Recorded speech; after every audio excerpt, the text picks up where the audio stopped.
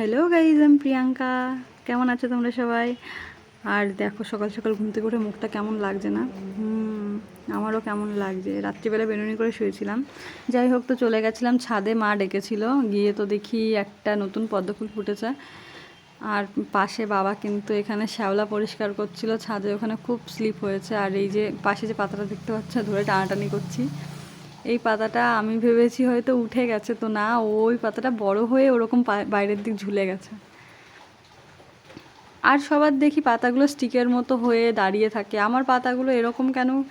কেউ জানলে অবশ্যই কমেন্ট করে জানিও আমাকে।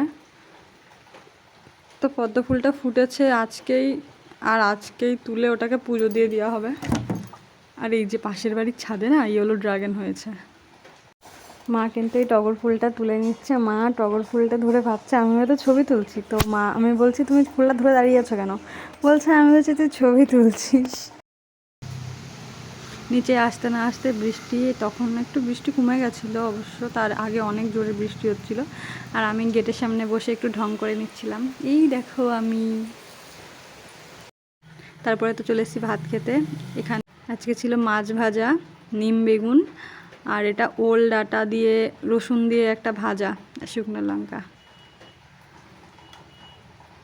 আর আমার মা কিন্তু এখানে আমার দিদির মেয়ের জন্য একটা ক্লিপ কিনেছে। আর আমি মাকে বলছিলাম দেখি ক্লিপটা ওর মাথায় হবে নাকি, ও তো ছোটো মানুষ।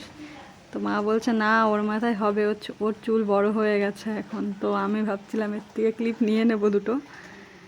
যাই হোক, ভাগ্নে ভাগ্নিদের জিনিসে তো মাসিদেরও একটু হাত থাকে না। আর এখন কিন্তু রাত্রিবেলায় আমি একটু গোবিন্দভোগ চালের খিচুড়ি বসিয়েছিলাম। তো বৃষ্টি হচ্ছে যেহেতু অবশ্যই খিচুড়িটা কিন্তু খুবই একটা প্রিয় খাদ্য বৃষ্টির সময় আর শীতের সময়। আমার মতো কার কার গোবিন্দভোগ চালের খিচুড়ি খেতে ভালো লাগে অবশ্যই কিন্তু কমেন্ট করে জানিও।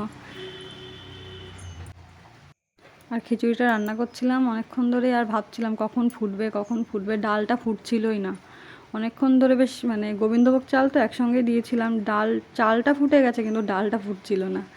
এই যে খিচুড়ি হয়ে গেছে, এখন এতে ফোড়ন দেব, 5 ফোড়ন সম্বুরা দেবো আর কি। আমি এরকম করে দিই সম্বুরাটা, আমার মতো কে দাও এরকম করে অবশ্যই জানিও। দিয়ে একটু নেড়ে চেড়ে নেব। খিচুড়ি যেহেতু হয়ে গেছে, আমাকে আর বেশি খিচুড়ি রাখতে হবে না বেশিক্ষণ উনুনে। একটু উপর দিয়ে ঘি ছিটিয়ে দেবো।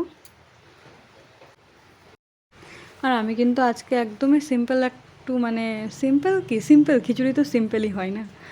আর বেশি সবজি কিন্তু দিইনি, আমি এতে একটু মিষ্টি কুমড়ো আর একটু আলু দিয়েছিলাম। আর আমি কিন্তু শুকনো লঙ্কা দিয়েই করেছিলাম বেসিক্যালি খিচুড়িটা, কাঁচা লঙ্কা ইউজ করিনি আমি এখানে। ভিডিওটা ভালো লাগলে অবশ্যই একটা লাইক আর চ্যানেলটা সাবস্ক্রাইব করে দিও। আর খিচুড়িটা কিন্তু আমি এখানে নামিয়ে নিচ্ছি। আর এর সঙ্গে ছিল গরম গরম সিঙ্গারা আর চাটনি। তো টাটা, আজকে এই পর্যন্তই।